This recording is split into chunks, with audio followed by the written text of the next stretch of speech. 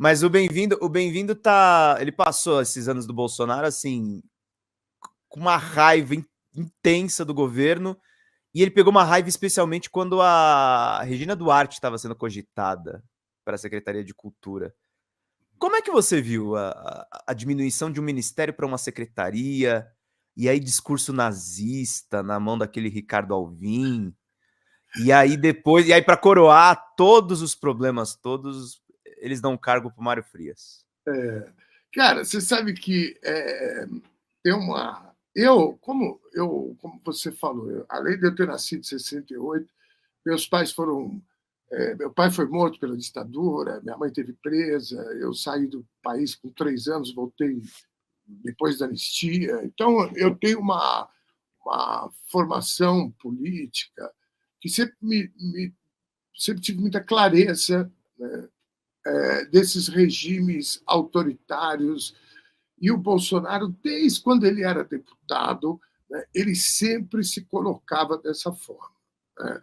Eu me lembro, eu tenho 2 tios desaparecidos e a gente passou muitos anos por conta da Comissão da Verdade, acharam ossadas em perus, depois acharam é, uma pista que meus tios teriam sido enterrados em Medianeira, divisa, porque eles estavam na Argentina com a gente, entraram por Foz do Iguaçu, então tinha escavações e etc. E eu me lembro que o Bolsonaro tinha um pôster lá no Congresso, que era a campanha de procurar, né, a procura dos corpos, tal, e o Bolsonaro posou do lado desse pôster, né, e na legenda ele colocou: quem procura osso é cachorro. Eu Então, lembro. assim, eu sempre tive esse entendimento do Bolsonaro, para além de ser um cara da extrema-direita, o que representa a extrema-direita e um cara que defende torturador, né? Isso por experiência familiar própria, né? Bom, dito isso, quando ele foi eleito, né, eu já foi um baque muito grande lá em casa. Minha mãe, que está viva, meus filhos, foi uma coisa muito barra pesada. Quando ele. Vocês pensaram em ir embora? Não, não. No, na campanha de reeleição, se ele ganhasse, eu tinha planos, pelo menos pensando em sair do país mesmo, se ele fosse reeleito. Porque se ele fosse reeleito, seria uma tragédia. Ele iria mudar, a primeira coisa que ele ia fazer, ele ia mudar pelo Senado a questão da quantidade de ministros da Suprema Corte e indicar um monte, como o Trump fez lá. Bicho, o Trump agora conseguiu anistia, não, ele tem imunidade, né? O Biden esses dias fez uma fala muito interessante, que agora o presidente dos Estados Unidos tem imunidade e licença para cometer crimes. Mas veja, então, quando o Bolsonaro ganha, eu já tinha essa leitura, a gente já estava muito preocupado. E quando as coisas são engraçadas, porque quando ele anuncia a Regina Duarte, ela foi dar uma entrevista na CNN. Eu me lembro. Você lembra? Aquela entrevista antológica, porque ela começa a brigar com o repórter, começa a brigar com o estúdio. E um pouco antes disso, o Zezé de Camargo tinha feito uma fala que a ditadura tinha sido. Não tinha existido ditadura, sei lá, alguma bobagem que esse cara fala a todo momento. E eu fiz uma carta aberta respondendo o Zezé de Camargo. Essa carta viralizou, né? E muita gente me ligou: olha, porra, eu vi tua carta, foi publicada em vários lugares. Então, quando a Regina Duarte deu a entrevista na CNN e ela também nega a ditadura, deixa isso para lá e tal, muita gente começou a me ligar e mandar mensagem, né? Você viu o que ela falou, você tem que responder. E eu estava, na verdade, fazendo uma live, tocando, nós fizemos um show ao vivo, que era no meio da pandemia, no início, né? E aí, quando eu terminei, meu celular estava cheio de mensagem, aí eu falei: porra, não vou escrever hoje, não, amanhã eu escrevo. Aí, no dia seguinte, eu mal dormi, porque aí eu assisti a entrevista e falei: puta que pariu. cara. E aí, no dia seguinte, eu falei, eu vou escrever. Aí eu falei, quer saber, eu não vou escrever, não. Eu vou gravar um vídeo. E aí eu gravei um vídeo e esse vídeo viralizou. E aí tem uma mudança no meu ofício, no meu trabalho, por isso que eu falo que eu tive o privilégio de poder fazer o enfrentamento, porque como esse vídeo viralizou, me abriu muita porta, principalmente aqui nas redes sociais. Chegaram muitos seguidores e etc., mas uma quantidade assustadora, inclusive, na época. E aí eu comecei a gravar outros vídeos, falando. Eu já fazia isso, mas de uma forma muito menos intensa.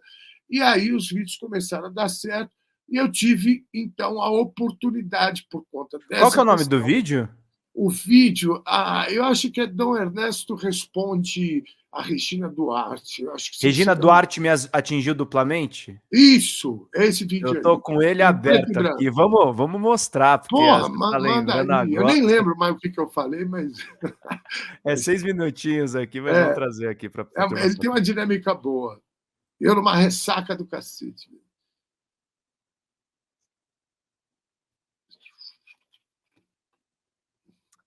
Eu acabei de projetar o vídeo e eu não botei na tela, né, gente? Desculpa. Deixa eu voltar aqui do começo, só um minutinho. Falhas técnicas. Agora vamos. Esse texto é para você, Regina Duarte. Talvez, ou certamente você nem se lembre, mas já estivemos juntos pessoalmente. Eu, você, sua linda filha Gabriela e mais uns amigos que, por respeito a eles, vou poupá-los nesse vídeo. E logo que te vi ao vivo e a cores, senti algo de estranho. Você me pareceu, digamos, dissimulada, meio plástica, falsa, sabe? Não gostei da forma que você sorria para as pessoas que chegavam até o nosso grupo, e muito menos da cara que você fazia quando essas pessoas se retiravam. E olha que a maioria era para te cumprimentar, pedir um autógrafo. Naquela época não tinha muita selfie, né? Bom, eu saí daquele dia, daquela noite, pensando como uma mulher tão talentosa, com papéis tão marcantes, alguns com características revolucionárias para a época, né? Malu Mulher, Namoradinha entre do outros. Brasil. Como pode uma pessoa dessa me passar essa impressão tão ruim? Bom, uma artista que em plena ditadura militar é alçada ao cargo de namoradinha do Brasil, aí tem, né? Claro que não iriam eleger uma Beth Mendes ou uma Sônia Braga para o cargo de namoradinha do Brasil. Bem, né, em pleno anos de chumbo. Assim como o rei do futebol, também eleito o melhor jogador do mundo, enquanto torturavam, perseguiam e assassinavam estudantes, professores, trabalhadores, artistas, intelectuais e qualquer um que pensasse diferente do que pensavam os militares. Eu não estou aqui negando o talento de vocês, de verdade. Acho você, o Pelé e tantos outros profissionais reconhecidos, cada um evidente na sua área, realmente merecedores desse reconhecimento. Mas vocês foram alçados ao status de ídolos nacionais. E ninguém teria essa possibilidade se não estivesse alinhado ideologicamente com esses fascínoras militares. Ninguém. Portanto, Regina, você não me enganou. Nunca. Por isso, você não me surpreendeu ontem na sua bizarra entrevista na CNN Brasil. Mas saiba que você me atingiu duplamente ontem. Primeiro, porque a ditadura militar que você saudou ontem, cantando aquela música ridícula, assassinou meu pai, prendeu minha mãe, assassinou e sumiu com os corpos de 2 tios meus e nos fez morar em outros países por quase 10 anos na condição de refugiados. Portanto, você atinge a minha história e a história da minha família de uma forma perversa, desumana e baixa. Não só a nós, mas a todas as famílias vítimas desse período tão sombrio da história do nosso país. Muitos deles, seus colegas contemporâneos, artistas, que tiveram suas obras censuradas, muitos foram presos, torturados. Você ontem desrespeitou todos nós, sabe? Quando a gente voltou para o Brasil, teve uma pessoa que nos ajudou muito. E eu, particularmente, eu não entendia muito por que aquela mulher tão distinta, respeitada, e que eu não fazia ideia de quem era, estava ajudando a gente. Quando eu me tornei artista, eu entendi. A arte é contestadora, a arte é desafiadora, a arte ela é a expressão popular, a arte é a verdade do povo. Acima de tudo, a arte é solidária. Aquela mulher poderosa que nos ajudou era Ruth Escobar, uma artista gigante, que você, infelizmente, nunca vai compreender o tamanho e a importância da Ruth Escobar. Assim como você não reconheceu a importância de uma mínima declaração pública na morte de Moraes Moreira, do Rubens Fonseca, do Flávio Migliaccio, Aldir Blanc. Você ontem, na CNN, debochou de quem te cobrou por uma mínima satisfação. Você foi incrivelmente triste, mas foi revelador também. Bom, o segundo ponto que você me atingiu ontem foi como artista, como operário da arte. Você não apresentou um sequer projeto para a cultura. Você levou uma listinha para falar sobre normativas, coisas bizarras. Ainda comemorou com um soquinho no ar a aprovação de um decreto que nem data tem, ainda nem para assinatura, e muito menos tem importância para nós, artistas, nesse momento em que muitos mesmo, não têm perspectiva de trabalho, não têm perspectiva de renda, as produções estão paradas. Nós temos milhares e milhares de artistas passando fome ou dependendo da ajuda da família e de amigos.